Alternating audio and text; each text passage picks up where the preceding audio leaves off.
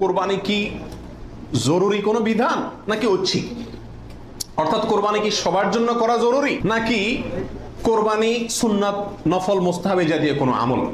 তো এই বিষয়ে বলবো যে এই ক্ষেত্রে ওলামা একরামের দুটি প্রসিদ্ধ মত আছে। ওলামা একরামের অনেকেই বলেন যে কোরবানি করা এটা সকলের জন্য জরুরি, যাদের সামর্থ্য আছে ঈদের দিন, কোরবানি ঈদের দিন অথবা পরবর্তী দিনগুলোতে যেগুলোতে কোরবানি করা যায়, এই সময়ের ভিতরে যার কাছে নেশা পরিমাণ টাকা আছে তার জন্য কোরবানি করা ওয়াজিব, জরুরি, বাধ্যতামূলক, না করলে গুনাহ হবে। এটা অনেক ওলামা একরামের মত। তাদের দলিল সংক্ষেপে শুধু দলিলগুলো হালকা হালকা টাচ করে যাই। মুসনাদে আহমদ, ইবনে মাজাহ, মুস্তাদরাকে হাকিম এবং আরো অনেক কিতাবে একটা হাদিস বর্ণিত হয়েছে, যে হাদিসকে মুহাদ্দিসিন ইকরাম সহিহ বলেছেন। আল্লামা আলবানী রাহিমাহুল্লাহ নিজে হাদিসে সহিহ বলেছেন। সেটা হলো এই, নবী রাসূলুল্লাহ সাল্লাল্লাহু আলাইহি ওয়াসাল্লাম বলেছেন, মান ওয়াজাদা সাআতান আন ইউদাহিয়া ওয়া লাম ইউদাহি ফালা ইয়াকরাবান্না মুসাল্লানা। অর্থাৎ যে ব্যক্তি কোরবানি করার সামর্থ্য তার আছে, সক্ষমতা আছে, সচ্ছলতা আছে, সেই ব্যক্তি যদি কোরবানি না করে সেজন্য আমাদের ঈদগাহে ঈদের নামাজ পড়তে না আসে। কোরবানি করার ইচ্ছা না রাখলে সেজন্য ঈদের নামাজ পড়তে না আসে। এটা কিন্তু সতর্কবাণী। শরীয়তে এই ধরনের নির্দেশ সুন্নত নফলের ক্ষেত্রে করা হয় না, ফরজ ওয়াজিবের ক্ষেত্রেই সাধারণত করা হয়। এটা হলো অন্য যুক্তি।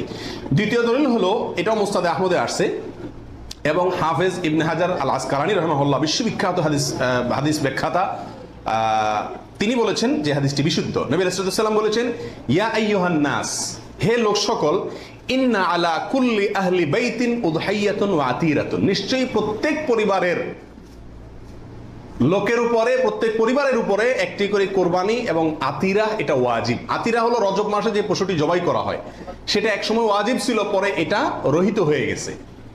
তো এখানে নবী রাসূলুল্লাহ সাল্লাল্লাহু আলাইহি ওয়াসাল্লামের ভাষা হলো ইন্না আলা কুল্লি আহলি বাইনা আলা কুল্লি আহলি বাইতিন, প্রত্যেক পরিবারের উপরে কোরবানি করা জরুরি। জরুরি, আলা এই শব্দটি জরুরি অর্থ বোঝানোর জন্যই আসে। এটিও বিশুদ্ধ হাদিস। তাহলে আরো অনেকগুলো হাদিস আছে এই জাতীয়, যে হাদিসগুলোর আলোকে ওলামা ইকরামের একটা অংশ বলেন যে এই কোরবানি ওয়াজিব। ইমাম আজম আবু হানিফা রাহিমাহুল্লাহর মত এটা। এর বিপরীতে অনেক ওলামা ইকরাম বলেন কোরবানি করা ওয়াজিব নয়, এটা সুন্নাতে মুআক্কাদা। সুন্নাতে মুআক্কাদা মানে কি? সুন্নাত কিন্তু খুবই গুরুত্বপূর্ণ সুন্নাত, বিনা কারণে এটা ছাড়া মাকরুহ, অপছন্দনীয়, ভালো কাজ নয়। সুন্নাতে মুআক্কাদা এবং ওয়াজিবের সাথে খুব বেশি তারতম্য নাই, কাছাকাছি গুরুত্বের বিচারে প্রায়। সাহাবীদের ভিতরে অনেক প্রসিদ্ধ সাহাবী, তারা কোরবানি করতেন না, ওয়াজিব মনে করবে মানুষ এই ভয়, এরকম কোন কোন বর্ণনায় পাওয়া যায়। তারপরে কোন কোন বর্ণনা যারা বলে এটাকে সুন্নাতু আবিকুম ইব্রাহিম এই জাতীয় শব্দ ব্যবহার করেছেন। তো এসব কারণে ওনারা সুন্নত বলেন, সুন্নতে মুআক্কাদা বলেন। যাই হোক, সর্বসাকুল্যে এই কোরবানি খুবই গুরুত্বপূর্ণ একটি বিধান, এটা হলো নিশ্চিত। ওয়াজিবের মতটা গ্রহণ করলে এটা বেশি সতর্কতা হয় এবং ইখতিলাফ এবং মতপার্থক্যের ঊর্ধ্বে উঠা যায়, এবং অনেকগুলো বর্ণনার পক্ষে রয়েছে। কয়দিন পর্যন্ত কোরবানি করা যায়? কোরবানির সময়সীমা কতদিন? এর উত্তর হলো, এক্ষেত্রে ওলামা ইকরামের দুটি মত আছে। অনেক ওলামা ইকরামের মতে কোরবানি করা যায় ঈদের দিন, জিলহজের 10 তারিখ, আর 11 এবং 12 এই 3 দিন। এটা ইমাম আবু হানিফা রাহিমাহুল্লাহর মত। এর বিপরীতে অনেক উলামা ইকরামের মত হলো কোরবানি এটা 4 দিন পর্যন্ত করা যায়। কোরবানি ঈদের দিন এবং তারপরে আরো 3 দিন, 11, 12, 13। যুক্তি হলো যে আইয়ামে তাশরিক, এক হাদিসে আসছে একেবারে সুস্পষ্ট ভাবেই যে আইয়ামে তাশরিক এই দিনগুলা সবগুলাই হলো জবাই করার দিন, অর্থাৎ কোরবানি করার দিন। সেহেতু আইয়ামে তাশরিক হলো ঈদের দিন, ঈদের পরে আরো 3 দিন, অর্থাৎ 13 তারিখ, চাঁদের 13 তারিখের সন্ধ্যার আগ পর্যন্ত।